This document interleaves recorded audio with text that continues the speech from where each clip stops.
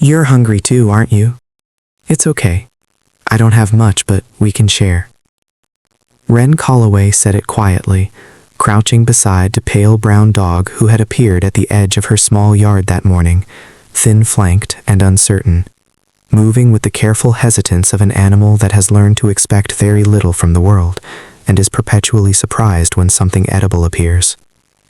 She broke the last quarter of her breakfast roll in half and set one piece on the ground in front of him, and watched him eat it with the deliberate focus of a creature for whom eating is still not entirely safe. "There," she said. "That's better." She was 25 years old, and she lived in a single-room structure at the edge of the Mercer district that had once been a storage shed and had been converted, in the loosest possible sense, into a dwelling by the addition of a cot, a small kerosene heater, and a collection of her own paintings stacked against every wall because there was nowhere else to put them. The shed was on a narrow lot behind a community garden that the neighborhood association had mostly abandoned, and Wren had permission to be there, technically, through an arrangement with an elderly man named Mr. Finley who owned the property, and who in exchange received 2 meals from her per week, and a portrait she had painted of his late wife from a photograph he kept in his wallet. It was not a stable arrangement. It was the most stable arrangement she had found in 2 years. She had not always lived this way. Before the accident that took both her parents on a Tuesday evening in late October, a collision on the county highway that had happened in the particular ordinary way of terrible things, without warning or significance, just a moment that divided everything into before and after. She had been a second-year art student at Aldenmore College with a partial scholarship, a small bedroom in the house her parents had owned for 18 years, and the specific, renewable optimism of a person who has not yet had cause to stop believing that the future will be reasonably kind.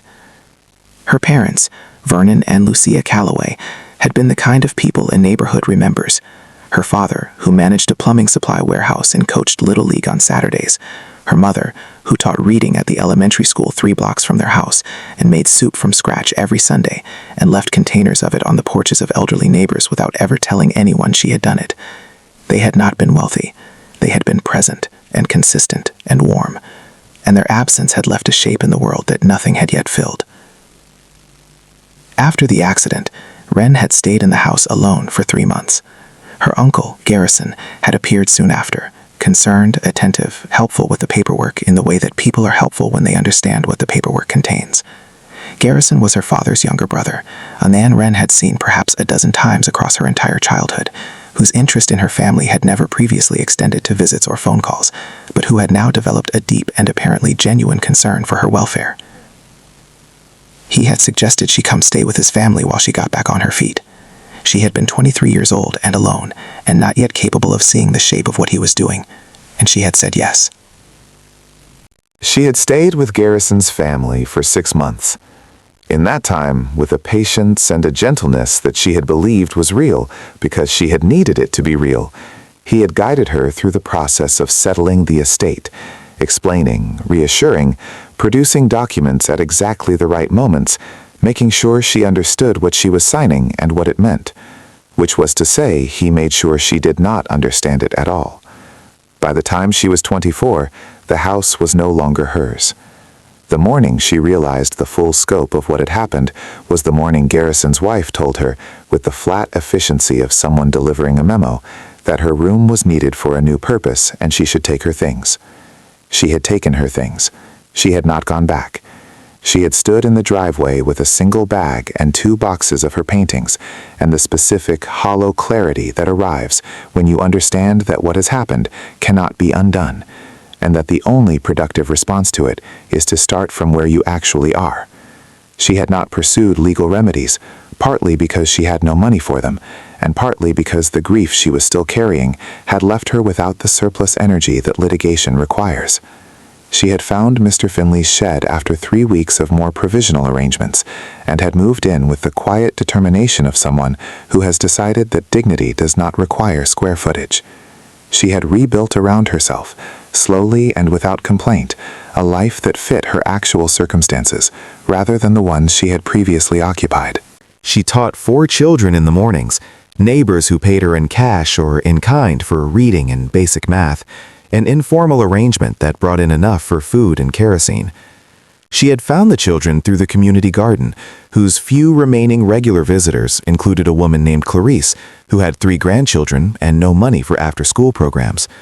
Clarice had asked if Rin could help with reading, and Rin had said yes, and within 3 weeks, there were 4 children sitting around her small table on Tuesday and Thursday mornings, learning from a woman who had run out of almost everything except patience and the belief that knowing things was important regardless of circumstance. In the evenings, she painted, because painting was the one thing she had never stopped doing and could not imagine stopping, and she sold the smaller pieces at a weekend market on Garfield Street, where she had a regular spot beside a woman who made ceramic mugs and a retired teacher who sold vintage books. The market was held on Saturdays, and the prices she set were low enough people actually bought things, which she had learned was more important than setting prices that felt appropriate and selling nothing. She had never stopped giving. This was the thing that surprised people who learned about her circumstances, the assumption that loss of that completeness would produce bitterness, or at least a reasonable withdrawal of generosity. Rin had found the opposite to be true. What she had was small, and what she gave from it was smaller still, but the giving had become the primary mechanism by which she understood herself to still be herself. It was not a philosophy she had arrived at consciously. It was simply what she did, in the same way that she painted every evening, regardless of whether anyone was buying. The dog came back the following morning, and the morning after that. By the 4th day, she had named him, in her private vocabulary, River. Not aloud, because he didn't belong to her and she understood that, but in the way you name something you have taken responsibility for, even when the taking is provisional. He was growing more comfortable. He allowed her to check his paws on the 3rd day, and she found a small thorn embedded in his left front pad that she removed with tweezers from her art kit, talking to him the whole time in the low, unhurried voice she used for animals and for children, which was essentially the same voice. Patient, honest, expecting nothing but presence in return. She did not know that anyone was watching. His name was Stellan Merritt. He was 34 years old, and he had been watching her interact with River for 4 consecutive mornings from the corner of the Mercer Street Park that abutted the community garden, arriving early enough to see her come out of the shed with whatever she could spare from her own breakfast, and sitting with the dog until he seemed settled. He watched from a distance with the careful, still attention of a man who has learned that most things are not what they initially appear to be, and who has developed the habit of looking longer than most people bother to look. River had originally belonged to his wife, Dara. She had found him as a puppy at a shelter on the west side, had named him and trained him with the patient, joyful attention she brought to everything she did, and had loved him with the complete absence of self-consciousness that was one of the many things Stellan had loved about her. Dara had died during the birth of their daughter, Lila, 4 years ago, in the particular senseless way of medical catastrophes that arrive without adequate warning. The grief that had followed was of a kind that Stellan had found impossible to communicate to the people around him, not because they didn't care, but because grief of that completeness is essentially private, conducted in the interior spaces of a person in ways that don't translate into words, and the people around him were, by and large, not accustomed to sitting with things that didn't translate. His parents, Harmon and Viveka Merritt, were wealthy in the specific way that produces an identification of money with value, so that anything without apparent monetary weight is regarded as effectively weightless. They were not cruel people in the sense that they wished harm on anyone. They were simply people for whom the emotional interior of other people had never been a primary concern, who had been raised to consider that practical provision was the full expression of care, and that people who required more than practical provision were asking for something unreasonable. They had been kind to Dara in the practical ways, the wedding, the house, the social introductions, and had considered the matter of human warmth largely addressed by those practicalities. Dara had understood them without expecting anything different, and had brought her own warmth to fill the space their absence left, which she had been capable of because warmth was simply how she existed in the world. After Dara's death, they had continued in their practical mode, arranging the household, managing Lila's care, ensuring that the business continued to function, and that Stellan had the support infrastructure he needed to keep moving. They had not asked him how he was. The question would not have occurred to them as useful. Stellan had continued moving, which was what was available. He ran Merritt Industrial Group with the competence of a man who has understood his grief into something operational, not resolved, not healed, but organized into a shape that didn't prevent work. Lila was cared for by a woman named Frances, a retired pediatric nurse who was excellent with children and to whom Stellan was genuinely grateful in the way you are grateful to someone who is filling a role you know you are failing to fill yourself. He loved his daughter with a fullness that frightened him, precisely because of the gap between the love and his ability to express it, to be present in it, to give her the version of himself that he understood she needed and that he had not yet found his way back to. River he had kept because letting him go would have been a surrender of some last small connection to Dara, and he had not been ready for that. He had been, in fact, further from ready than he could honestly acknowledge. On the 5th morning he approached.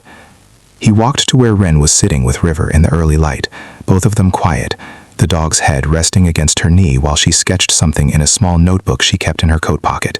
She looked up when she heard footsteps. She did not appear startled. She had the particular calm of someone for whom the world's surprises have mostly already happened. "That's my dog," he said, not unkindly, just as fact. She looked at River, then at him.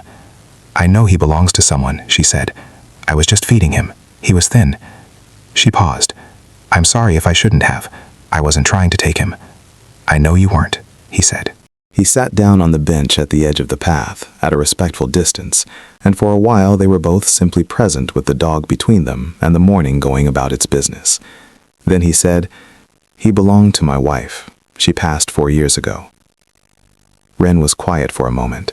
Then, "I'm sorry. Losing someone you love, there's nothing that prepares you for the size of it." He looked at her. "You've lost someone." "Both my parents," she said, 2 years ago." She said it with the straightforwardness of someone who has finished performing grief and is now simply living with it. You learn to carry it differently as time goes on. It doesn't get smaller, you just get better at carrying it. He sat with that for a while. He came back the following morning, and the one after that. He had not intended to make it a habit. He was not a person who made habits of things that were not productive. But there was something in the quality of the mornings with Ren and River that he had not found in any of the spaces he usually occupied. She spoke without agenda. She asked questions that were genuinely curious rather than strategic. She had told him, by their 4th morning conversation, more about the honest mechanics of surviving without resources than he had ever known, and she had told it without complaint or self-pity, which meant that he received it as information rather than as an appeal, and information he could engage with in ways that appeals did not allow. He learned about Garrison. He asked careful questions and she answered them honestly, and he spent an afternoon with his own legal team reviewing what could be done, not because she had asked, but because he had the resources to look, and what he found was exactly what she had described, a straightforward property transfer executed during a period of grief and vulnerability, legal on its surface, morally indefensible. He did not raise the matter with her immediately. He sat with it, because he understood that offering unsolicited intervention into someone's circumstances, however well-intentioned, could land as a form of overreach, and he was cautious about overreach. What he did first, instead, was ask if she would be interested in teaching art to his daughter. He said it as a practical question, framed practically. Leela had no art instruction, he thought she might benefit from it. He had seen the paintings stacked against the walls of the shed through the open door one morning, and they were clearly made by someone who knew what they were doing. He would pay her properly, at a rate that reflected actual professional compensation rather than the approximation of it. She could work from his house, which had a room that could be set up as a studio, or he could have materials brought to her space if she preferred. She looked at him for a long moment. "You don't need to do this," she said. "I'm aware of that," he said. "I'm doing it because Lila needs it, and because you're the right person for it. Those are the only reasons." She considered this. "Then, I'll come to your house. It's better for her to be in a stable space." She came on a Tuesday. Lila was 4 years old and had her mother's eyes, observant, unhurried, the kind that took things in without announcing that they were doing so. And she stood at the edge of the studio room and watched Ren lay out the materials with the serious attention of a child who does not waste first impressions. Ren crouched to her level and said, "What's your favorite color?" Lila said orange. Ren said that was an excellent choice and handed her a brush. Stellan watched from the doorway for a few minutes, then went back to his office. And something in the quality of what he had seen, his daughter with a brush, focused and present, the woman beside her, patient and unhurried, and entirely without the anxious performance of someone trying to make a good impression, loosened something in him that had been held tight for 4 years. Ren came twice a week for 2 months before Stellan raised the question of her education. He did it carefully, presenting it as a logistical inquiry. Aldenmore College had continuing enrollment provisions for students who had left mid-program under extenuating circumstances. He had confirmed this with the registrar, not by calling on her behalf, but by asking about the provision generally. If she wanted to finish her degree, the pathway existed. If she needed financial support to do it, that was something he could assist with. Structured as a loan with terms she dictated, or as a grant through his foundation's education fund, whichever she preferred. She was quiet for a long time. Then she said, "Why are you doing this?" He said, "Because you fed my dog when he was hungry, and you didn't ask for anything afterward. And because I watched you for 2 weeks before I spoke to you. And in that time, I saw someone who has lost more than most people lose, and who has not let it take away the part of herself that matters most." He paused. "I have resources. You have something I've been trying to help my daughter find. It seems like a reasonable arrangement." She enrolled the following semester. The return to Aldenmore was stranger than she had expected. Not unwelcoming, but she had changed considerably in the 2 years since she had last been a student there, and the campus, which had once felt like a natural environment, now felt like a space she was visiting from somewhere more real. Her professors noticed the change in her work immediately. Where her earlier pieces had the accomplished technical quality of a good student working within a style, what she produced now had the specific weight of someone who has had something to say and has been waiting for the right forms to say it in. Her final year thesis series, 12 paintings documenting the community garden across a single calendar year, each one made from direct observation at the same time of morning in all weather, was selected for the college's end-of-year exhibition. She finished her degree in 2 years, working around her teaching sessions with Lila and continuing to paint on the weekends. And the work she produced in her final year was the kind that gets noticed in the specific, quiet way that real quality gets noticed, through a faculty recommendation, then a small group show, then a commission from a design firm that had been to the show and wanted something for their lobby. She built from that, carefully and without rushing, the way she built everything. The question of the house arose eventually. A legal friend of Stellan's had reviewed the transfer documents and determined that there was a viable challenge, not certain to succeed, but viable. He brought it to Ren. She sat with it for a week and then told him she did not want to pursue it.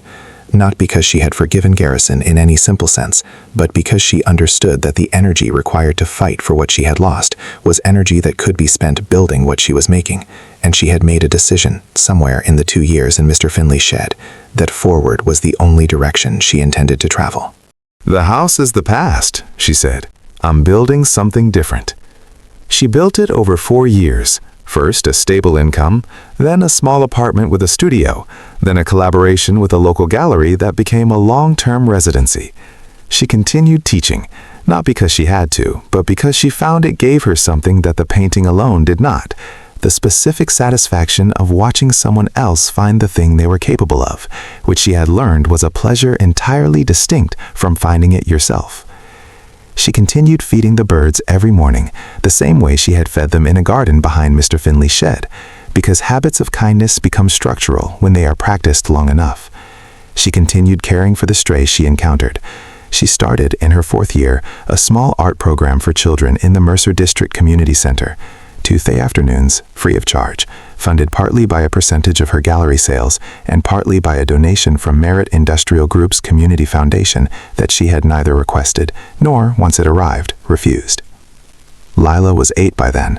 She had become a serious, observant child who drew with her left hand and painted with her right, and had opinions about color that she expressed with a precision unusual for her age. She came to the Mercer District program on the first Tuesday and sat beside a boy named Theo, who was 7, and who had never held a brush before, and she showed him, without being asked, exactly what Ren had shown her 4 years earlier. Stellan came to pick Lila up that afternoon and found Ren sitting at the edge of the room watching the children work, with the expression of someone who was exactly where they intended to be. He sat down beside her. "How is the program going?" 12 kids enrolled, she said. 6 of them had never done anything like this before. A pause. Theo went home with 3 paintings today. His mother cried a little when she saw them. He was quiet. Then, I want to tell you something I've been meaning to say for a while. She waited. When Dara died, I stopped being able to reach Leela. Not for lack of trying. The grief was so interior that I couldn't find my way out of it into the space where she needed me. He paused, watching you with her, the way you were with her that first Tuesday, the way you just crouched down and asked about her favorite color like it was the most important question. Something opened. It took a long time, but it opened. He looked at his daughter, who was now showing Theo something about the angle of a breaststroke with the complete seriousness of an 8-year-old who has been doing this for years. I want you to know that. Ren looked at him. She would have found her way to you, she said. She has your quality of attention. She was always going to find her way. Maybe, he said, but I think it happened faster because of you. She had started by feeding a dog with the very last quarter of her breakfast roll, because the dog was hungry and she had food, and those two facts were a sufficient reason. She had not known it belonged to anyone. She had not known it would lead anywhere at all. She had simply done what she had always done, seeing something that needed tending, and tended to it. The way her mother had left soup on porches, and her father had coached Little League, and the long line of ordinary human kindness that had made her, expressed itself, through her, in this particular, quiet, and persistent form. Kindness is not a strategy. It is not a plan or a bid or a calculated investment in future return. It is simply the decision, made again and again in small moments that feel unremarkable at the time, to give freely from what you have to whatever stands before you. Ren Calloway lost her parents, her home, her education, and 2 years of her life to circumstances she did not choose and could not control. She lost none of herself, and in the end, what she had kept, the giving, the attention, the willingness to share the very last quarter of a breakfast roll, was the thing that built everything. She lost everything except what mattered, and what mattered turned out to be enough. If this story touched your heart even a little, please take a moment to like, share, and subscribe to our channel. Your support helps us continue sharing powerful stories filled with kindness, hope, and humanity. Leave a comment below to share how this story made you feel and help us spread more positivity in the world.